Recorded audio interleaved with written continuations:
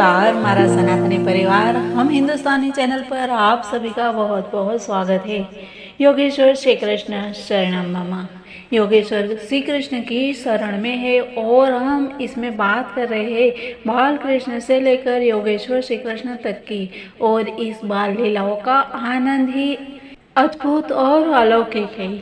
मित्रों, कल हमने बात किया था कि श्री कृष्ण कैसे अपने ग्वाल बालों और गोपियों को आनंद दे रहे हैं, परम आनंद दे रहे हैं। आज हम इनकी ही लीलाओं को आगे देखते हैं। तो मित्रों, इसके लिए आप अगर नए हैं इस चैनल पर तो हम हिंदुस्तानी चैनल को सब्सक्राइब जरूर कर लीजिए और हाँ, बाजू वाले बेल आइकन को भी प्रेस करना मत भूलिएगा। साथ ही वीडियो पसंद आए तो लाइक और शेयर भी कर दीजिएगा। तो आइए मित्रों, शुरू करते हैं। जब श्री कृष्ण इस प्रकार अपने परम सौभाग्यशाली ग्वाल बालकों के साथ अपनी अंतरंगी शक्ति का प्रदर्शन करते हुए अपनी दिव्य लीलाओं में व्यस्त थे तो उन्हें अपनी ईश्वरीय अति मानवीय शक्ति को प्रकट करने का एक अन्य अवसर प्राप्त हुआ। उनके परम मित्र सुदामा, सुबल तथा स्तोक कृष्ण ने उन्हें तथा बलराम को अत्यंत स्नेहवश इस प्रकार संबोधित किया। हे बलराम, तुम अत्यंत बलवान हो, तुम्हारी भुजाएं अत्यंत सुदृढ़ है। हे कृष्ण, तुम सभी प्रकार के उपद्रवकारी असुरों का वध करने में अत्यंत पटु हो। क्या तुम दोनों को पता है कि इस स्थान के निकट ही ताल वन नामक एक बड़ा जंगल है। यह वन ताड़ के वृक्षों से पूर्ण है और सारे वृक्ष फलों से लदे हैं। इन फलों में से कुछ गिर चुके हैं और कुछ वृक्ष पर ही पककर लगे हुए हैं। वह अत्यंत रमणीक स्थान है, किंतु महान असुर धेनुकासुर के कारण वहां जाना अत्यंत कठिन है। कोई भी जाकर वृक्ष के फल नहीं ला सकता है। कृष्ण तथा बलराम, यह असुर एक गधे के रूप में वहां रहता है और उसके साथ वैसा ही रूप धारण करके अन्य असुर रहते हैं। वे सब के सब अत्यंत बलशाली है, अतः उस स्थान तक पहुंचना बहुत कठिन है। प्रिय भाइयों, तुम्हें दोनों एकमात्र ऐसे पुरुष हो जो इन राक्षसों को मार सकते हो। प्राण जाने के भय से वहां आपके अतिरिक्त अन्य कोई नहीं जा सकता है। यहाँ तक कि पशु भी नहीं जाते हैं और वहाँ एक भी पक्षी निवास नहीं करता है। सभी ने बसेरा छोड़ दिया है। केवल उस स्थान से आने वाली सुगंध का ही आनंद लूटा जा सकता है। ऐसा प्रतीत होता है कि अभी तक उन मधुर फलों का किसी ने भी स्वाद नहीं चखा है। हे कृष्ण, हम तुमसे स्पष्ट कह देते हैं कि हम इस मधुर सुगंध से अत्यधिक आकर्षित हैं। हे बलराम, यदि तुम चाहो तो चलकर इन फलों का आनंद लिया जाए। इन फलों की सुगंध चारों ओर फैल रही है। क्या तुम्हें यहाँ उनकी सुगंध नहीं आ रही? जब बलराम तथा श्री कृष्ण से उनके घनिष्ठ मित्र ने इस तरह प्रार्थना की तो वे उन्हें प्रसन्न करने के उद्देश्य से अपने मित्रों के साथ हंसते हुए उस वन की ओर चल पड़े। ताल वन में प्रवेश करते ही बलराम अपनी हाथी जैसी शक्ति को दिखाते हुए वृक्षों को हिलाने लगे। इस झटके से सारे पके फल पृथ्वी पर आ गिरे। फल गिरने की आवाज सुनकर वहां पर गधे के वेश में वास कर रहा धेनुकासुर उस ओर तेजी से बढ़ने लगा। इससे सारी धरती और सारे वृक्ष हिलने लगे, मानो भूकंप आया हो। सर्वप्रथम यह असुर बलराम के समक्ष प्रकट हुआ और उनकी छाती पर अपनी पिछली टांगों से दुलती मारी। बलराम पहले कुछ नहीं बोले, किंतु वह असुर पुनः अधिक बलपूर्वक तेजी से दुलती मारने लगा। इस बार बलराम ने तुरंत ही अपने एक हाथ से उस गधे के पैर पकड़कर उसे चारों ओर घुमाकर वृक्ष की चोटी पर फेंक दिया। जब बलराम उसे घुमा रहे थे तभी असुर के प्राण निकल गए। बलराम ने उसे सबसे ऊंचे ताड़ वृक्ष के ऊपर फेंका।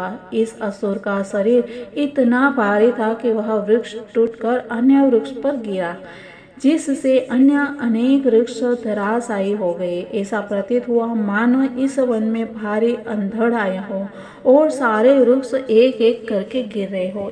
इस तरह के असामान्य बल का प्रदर्शन विस्मयकारी नहीं है, क्योंकि बलराम अनंत शेष नाग के रूप में श्री भगवान है, जो अपने सहस्त्र फनों पे समस्त लोगों को धारण किए हैं। यह संपूर्ण विराट जगत उनके द्वारा उसी प्रकार पालित है जिस प्रकार ताना बाना कपड़े की बुनाई को धारण किए रहता है। जब यह असुर वृक्ष के ऊपर फेंक दिया गया तो धेनुकासुर के सारे मित्र तथा सहयोगी एकत्र हो गए और उन्होंने अत्यंत वेग से बलराम तथा श्री कृष्ण पर आक्रमण कर दिया। वे अपने मित्र की मृत्यु का प्रतिशोध लेने पर तुले थे, किंतु श्री कृष्ण तथा बलराम हर गधे की पिछली टांगे पकड़कर उसी प्रकार चारों ओर घुमा देते। इस प्रकार उन सबों को मारकर वृक्ष के ऊपर फेंक दिया। गधों के शवों के कारण अत्यंत अद्भुत दृश्य उपस्थित हो गया। ऐसा प्रतीत हो रहा था मानो विविध रंगों के बादल वृक्ष के ऊपर एकत्र हो रहे हों। इस महान घटना को सुनकर देवतागण स्वर्ग लोक से श्री कृष्ण तथा बलराम पर पुष्पों की वर्षा करने लगे और दुदुम्बिया बजाकर स्तुतियां करने लगे। धेनुकासुर के वध के कुछ दिनों बाद लोग तालवन जा जाकर फल एकत्र करने लगे और पशु भी निर्भय हो वहां उगी सुंदर घास चरने लगे। श्री कृष्ण तथा बलराम के इन दिव्य कार्यों तथा लीलाओं को मात्र सुनकर या उनका कीर्तन करके मनुष्य पुण्य अर्जित कर सकता है।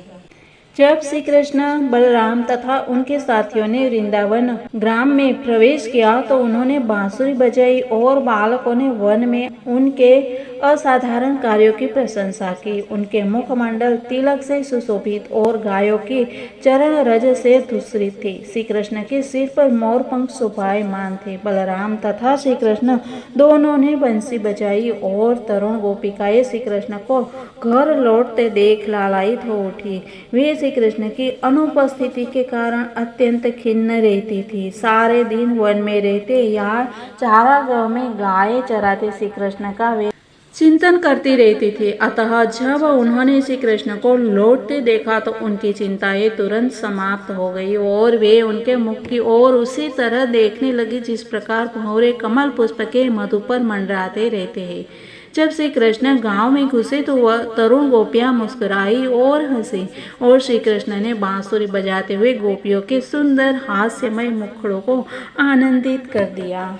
श्री कृष्ण तथा बलराम का स्वागत उनकी माताओं यशोदा तथा रोहिणी ने भी किया। समय अनुसार वे अपने लाडले पुत्रों की इच्छाओं की पूर्ति करने लगी। माताओं ने सेवा करने के साथ ही अपने दिव्य पुत्रों को आशीष दिया और उन्होंने अपने पुत्रों को नहलाया और वस्त्रों से सज्जित किया।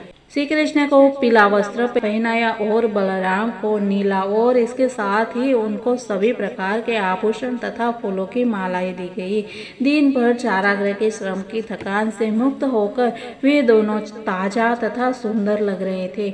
उनकी माता ने उन्हें स्वादिष्ट भोजन दिया और उन्होंने बड़े चाव से सब व्यंजन खाए। फिर उन्हें स्वच्छ बिस्तर पर बैठाकर माताएं उनके कार्यकलापों से संबंधित गीत गाने लगी।